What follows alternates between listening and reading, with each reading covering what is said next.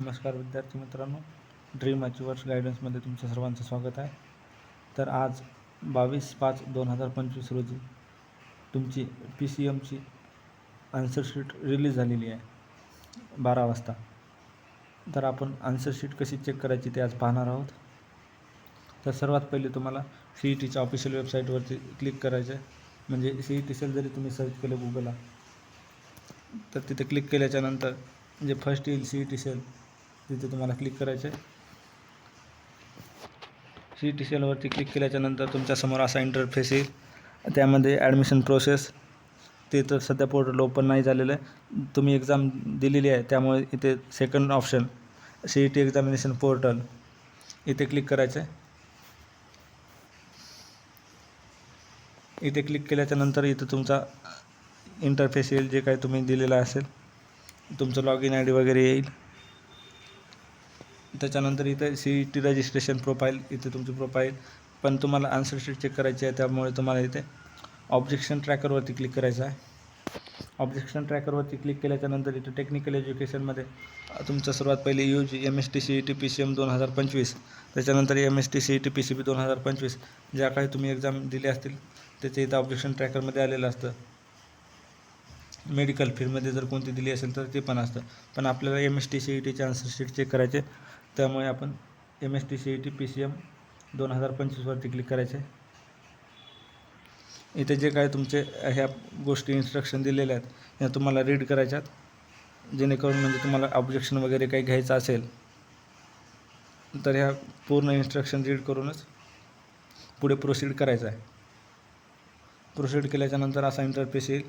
इथे लिहिलेलं आहे to view objects raised by you visit objection summary tap submit and make payment.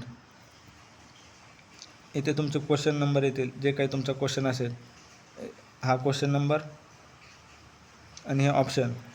तर इथे करेक्ट ऑप्शन आणि इथे तुम्ही जे रिस्पॉन्ड केलेलं होतं, जे ऑप्शन क्लिक केलेलं होतं ते आहे, तर ते चेक करायचं. तर ते दोन्ही सेम असेल तर तुमचं ऑप्शन करेक्ट आहे. आणि जर वेगळं असेल, फॉर एक्झाम्पल आता इथे 34/11/67 आणि इथे 34/11/65 म्हणजे हे रॉंग आहे आणि हे वरचं जे होतं हा राईट आहे. म्हणजे एक फर्स्टवाला क्वेश्चन राईट आहे आणि सेकंडवाला रॉंग आहे जे स्टुडंटने केलं आहे. तर असं तुम्हाला कॅल्क्युलेट करायचं आहे. हा फिजिक्सचा आहे. आपण स्क्रोल केल्याच्यानंतर आपल्याला केमिस्ट्रीचा दिसेल. आणि जर तुम्हाला ऑब्जेक्शन घ्यायचं असेल, एखादा क्वेश्चन तुम्हाला वाटतं की हा क्वेश्चन ऑप्शन हाच आहे बरोबर, पण CET सेलकडून काही मिस्टेक झाल्या किंवा तुमचे काही, तर तुम्ही ते व्ह्यू ऑब्जेक्शनवरती क्लिक करून करू शकता. एखाद्या क्वेश्चनवरती जर तुम्हाला वाटत असेल तर ऑब्जेक्शन घेऊ शकता. एका क्वेश्चनची फीस 1000 रुपये आहे. असे फिजिक्सचे टोटल 50 क्वेश्चन असतात. पर क्वेश्चन 1 मार्क्स, म्हणजे एका क्वेश्चनला 1 मार्क असतो फिजिक्सचा. त्याच्यानंतर जे येतं ते केमिस्ट्रीचं.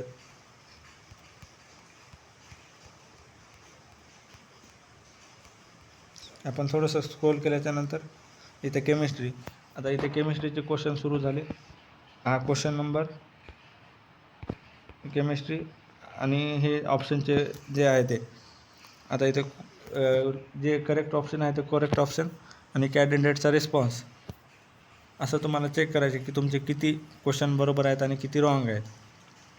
असंच फिजिक्स, केमिस्ट्री आणि मॅथमॅटिक्स टोटल 150 क्वेश्चन असतील आणि मॅथमॅटिक्सच्या एका क्वेश्चनला 2 मार्क असतात, म्हणजे टोटल 200 मार्क.